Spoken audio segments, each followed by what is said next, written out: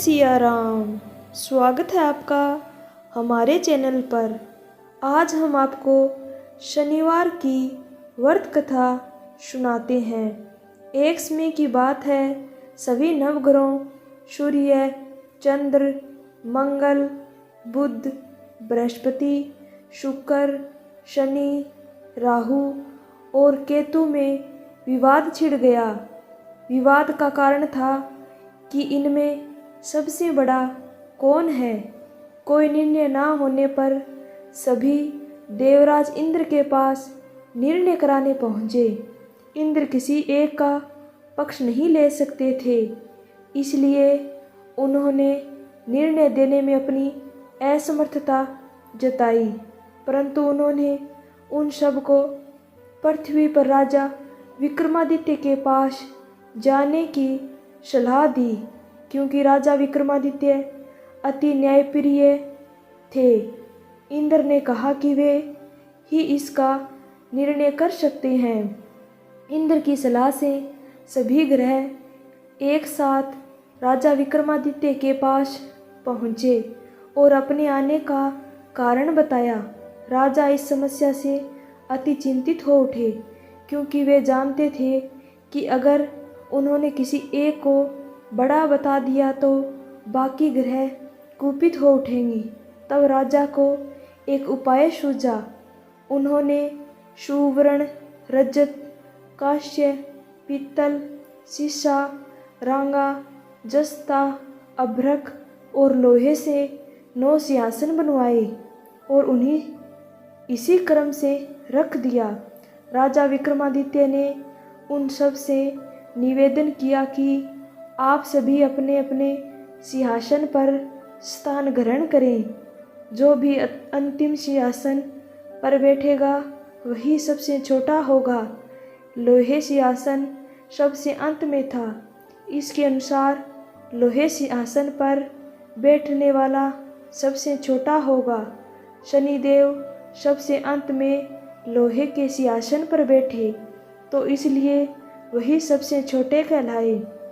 शनिदेव को लगा कि राजा ने यह जानबूझकर किया है, इसलिए उन्होंने कुपित होकर राजा से कहा, राजा, तू मुझे नहीं जानता।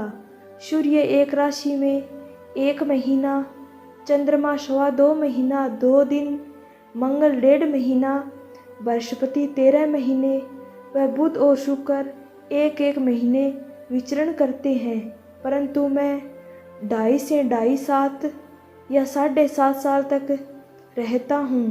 शनिदेव क्रोधित होकर कहने लगे कि श्री राम की 7.5 आने पर उन्हें वनवास हो गया। रावण 7.5 आने पर वानरों की सेना से परास्त हो गया। अब तुम सावधान रहना। ऐसा कहकर शनिदेव वहाँ से चले गए। इसके बाद अन्य देवताओं ने भी वहाँ से प्रस्थान कर लिया। कुछ समय बाद राजा की 7.5 आई। तब शनिदेव घोड़ों के सौदागर बनकर वहाँ आए। किसी ने राजा को सूचना दी कि कोई घोड़ा का सौदागर आया है तथा उसके पास जो घोड़े हैं वह बहुत बढ़िया है। राजा ने यह समाचार सुनकर अपने अश्वपाल को उस सौदागर से घोड़े खरीदने का आदेश दिया। अश्वपाल ने कई अच्छे घोड़े खरीदे। वह एक सर्वोत्तम घोड़े को राजा को सवारी हेतु दे दिया। राजा जैसे ही उस घोड़े पर बैठा, वैसे ही वह घोड़ा भागकर वन की ओर चला गया। वन में काफ़ी अंदर पहुंचने पर वह घोड़ा गायब हो गया और राजा भूखा प्यासा जंगल में भटकता रहा। भटकते भटकते राजा को बेहद प्यास लगी। तब वह एक ग्वाले ने उसे पानी पिलाया और राजा ने प्रसन्न होकर उसे अपनी एक अंगूठी दी। वह अंगूठी देकर राजा आगे चल दिया और एक नगर में पहुंचा। वहां उसने अपना उज्जैन निवासी बीका बताया। वहाँ एक सेठ की दुकान से उसने जल इत्यादि पिया और कुछ विश्राम भी किया। भाग्यवश उस दिन सेठ की बड़ी बिक्री हुई। सेठ खुश होकर उसे खाना खिलाने के लिए अपने साथ घर ले गया। वहाँ राजा ने खूंटी पर एक हार टंगा देखा। राजा ने देखा कि खूंटी उस हार को निगल रही है और थोड़ी देर में पूरा हार गायब हो गया।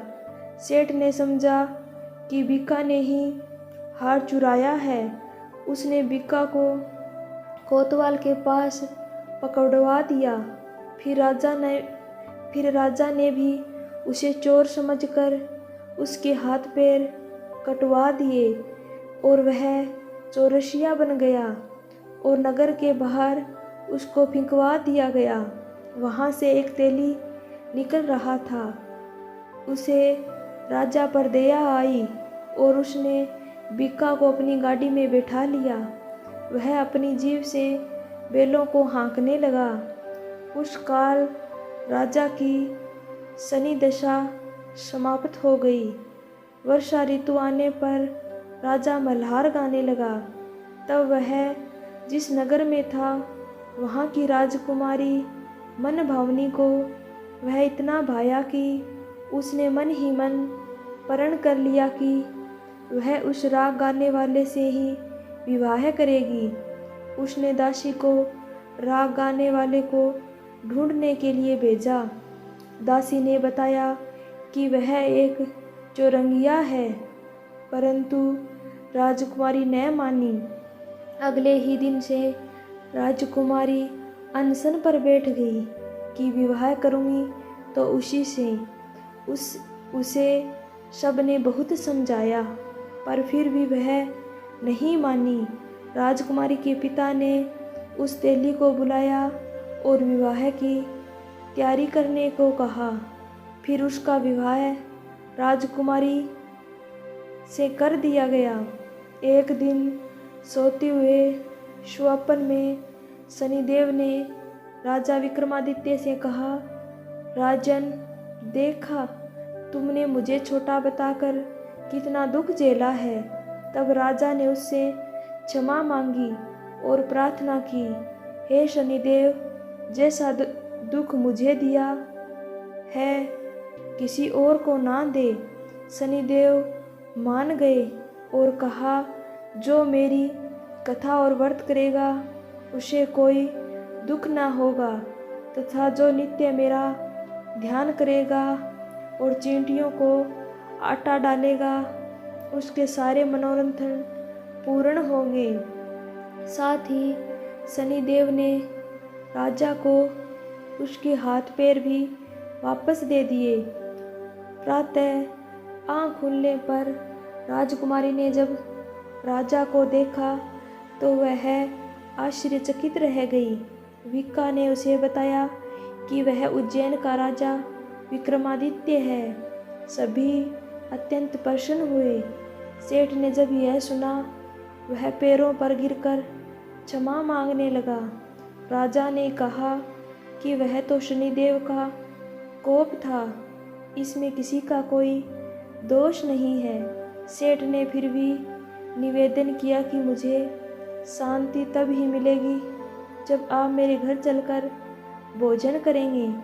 सेठ ने अपने घर पर कई प्रकार के व्यंजनों से राजा का सत्कार किया। साथ ही सबने देखा कि जो खूंटी हार निगल गई थी वही अब उसे उगल रही थी। सेठ ने अनेक मोहरें देकर राजा का धन्यवाद किया और अपनी कन्या श्री कंवरी से शादी करने का निवेदन किया। राजा ने सहर्ष स्वीकार कर लिया।